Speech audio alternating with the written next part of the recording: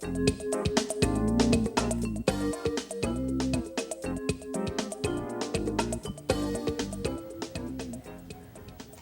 and welcome back to STL TV Live. I'm Sarah Bernard, and now I'm joined by President of Landis & Associates, Les Landis. Les, welcome to STL TV. Thanks, Sarah. Appreciate being here. I'm so glad you could come because the topic is super interesting to me, and I'm sure to many people, about the workforce today and employee engagement. And you've written a book about this, but what motivated you to be interested in this topic and to share it? Well, the topic in general I've been interested in for a long time. I think it's just that for me, employee engagement is just such a no-brainer, and we know that if we can get people engaged really effectively in organizations, we can get them to go in places that we never imagined before. That's right, but if it's a no-brainer, why exactly. Is it so difficult? The fact of the matter, the fact of the matter is, if you look at the data, it's pretty sobering. Gallup has done a report that says about 30% of the employees are really actively engaged, and we have about 20% of the employees who are actively disengaged, and everybody else is sort of in the middle. So sort of envision somebody, a 10-man skull, and you've got 3 people just rowing like crazy. You've got 5 who are just sort of doing their job, and you got 3 who are sort of laying back on the oars, and sometimes even trying to rock the boat. But the fact of the matter is that there are ways to overcome that, and that's why I wrote this book. So is something different in the workforce today? It feels different to me. Is it all the downsizing, the economy, that kind of thing that's made, and that's not encouraging employees, I guess, to engage? Yeah, that's right. Well, there's a lot of anxiety, no question. Definitely the economy has something to do with that. But one of the things is I think that in many ways people are very much the same today as they always have been. They really want to be appreciated for the work that they do. They want people to listen to what they have to say. They want any kind of acknowledgement that will tell them they're doing a good job.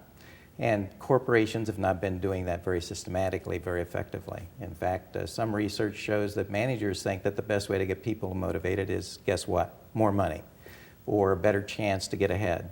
And those aren't the things that really get people to go the extra mile, which is really what employee engagement is all about.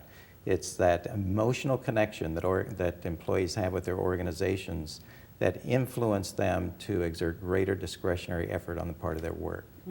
So employees feeling loyal, let's say, to their employers. Right. Is that something that comes from all the things you're talking about, feeling appreciated, acknowledged, that kind of thing? Yep, absolutely. And one of the things that I've been working on, and in particular in this book that I just finished, is that we've got to understand what really is a human nature in the workplace. And one of the things that we've forgotten is that there are 2 really important distinctions between human beings and all other living creatures that influence them to do this extra work, to go the extra mile. One of them is imagination, the capacity to imagine, which no animals that we know of have, and then the capacity to make choices, to actually do the things with our imagination that we want to do. When we understand that, and we really give people the opportunity to let that flourish, then we're going to get extraordinary performance. Now here's the rub. A lot of managers say, well, we can't just have people running around using their imagination and free will. We've got to have command and control, right? Well, everybody wants to have some controls, but it's the command part that they don't like.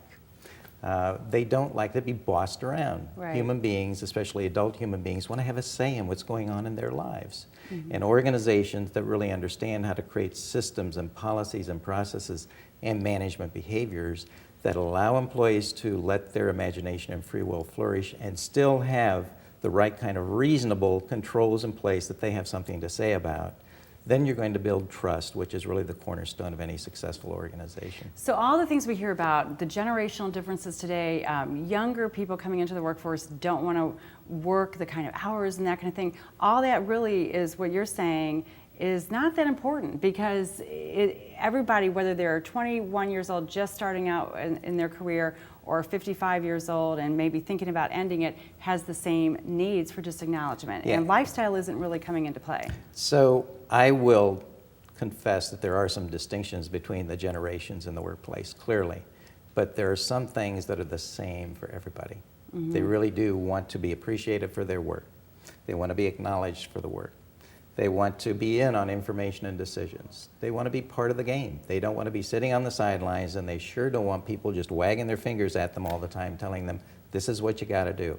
You'll never be able to make a positive emotional connection that's going to generate that discretionary effort if you do it that way. Yeah, interesting. We're going to take a quick break right now, but we're going to come back and continue this conversation. Super interesting about employee engagement today. So stay with us here on STL TV Live. We'll be right back with more from Les Landis with Landis & Associates.